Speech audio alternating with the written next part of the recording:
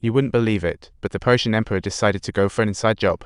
He gathered all the guys rejected by the king, flashed some cash and charm, and quickly got his hands on some game chain. Find the sheep island behind hot gates, and it's game over for the Spartans. They're truly in dire straits now. In Sparta, the queen waited days, her husband missing. With no other option, she turns to the traitor. Times well, she hoped he'd send troops, but the scoundrel laughed wickedly, demanding a personal exchange.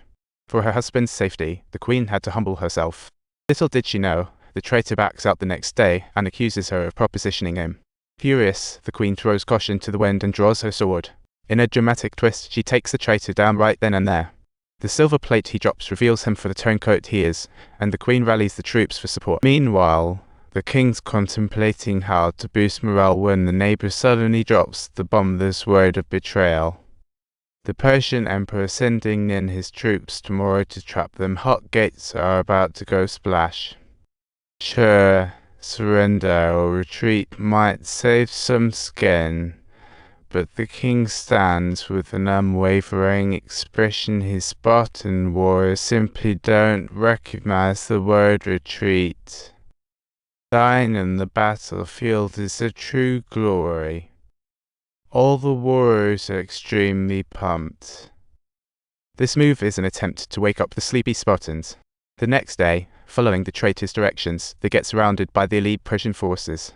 The Persian emperor, ever so self-righteous, sends out offers of mercy, thinking he's the benevolent ruler. Faced with mounting pressure, the king removes his helmet and drops his shield.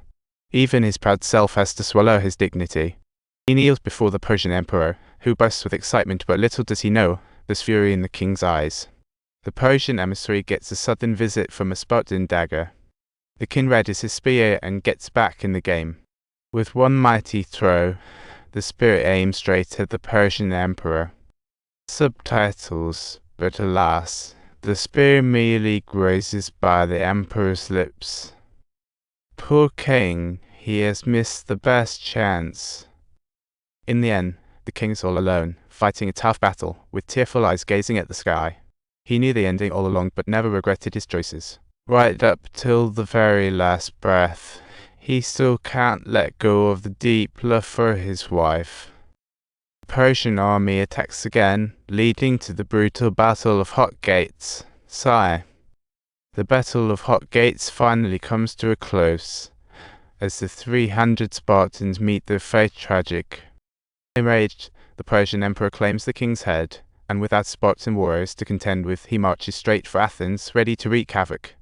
In one night, he turns Athens to ashes, but the real mastermind behind the curtain is a guy named Alaric. He's the top general of the Persian navy, always victorious at expanding the Persian empire like a boss. But his ultimate goal? Eradicating all Greeks. The reason? As a kid, he watched his parents murdered by Greeks and was forced to spend nights trapped on a slave ship, living through nightmares. After falling seriously ill, the Greeks ditched him on the side of the road, until a Persian messenger felt pity and rescued him, leading him straight into the Persian Empire. He trains hard in martial arts, vowing to avenge his family one day, and boy, does he have talent. By the age of 14, he was capable of defeating Persia's greatest swordsman, undoubtedly catching the king's attention. As the Battle of Marathon begins, the Persian king sneakily sends in his troops under the cover of night, only to be ambushed by the Greeks. These tired Persians, after months at sea, didn't stand a chance against the fierce Greek legions. Leading the way is a man named Thermopylae, who's in front. Taking out enemies around him, he spots the Persian king in the distance and seizes the moment to shoot an arrow. Thermopylae's arrow strikes true, hitting the king. Aware of his fate, he warns the prince not to repeat his mistakes. Let the treacherous Greeks rot away, they're only beatable by the gods. But the prince is unwilling, ultimately leading to the king's forced demise. Once in a lifetime chance for revenge, but the cowardly prince will never be great. Persuaded by Alaric, he finally steps into a witch's cave. Subtitles: the prince is willing to sacrifice his flesh to the fallen powers, instantly transforming into a god king with all his confidence stemming from him. He commands the Persian emperor to deliver orders, setting the Persian army on a rampage. As per plan, Alaric and the Persian emperor split up. He leads the ground troops against the Spartans at the hot gates. The 300 brave Spartans hold out for days but are ultimately betrayed, leading to their complete downfall. Meanwhile, Alaric's leading the navy into the Aegean, returning to his home in Greece, but the Greeks are no pushovers. The leader? None other than Thermopylae, the one who took out the Persian king. The Greek fleet is all lined up, eagerly anticipating the arrival of the Persian forces.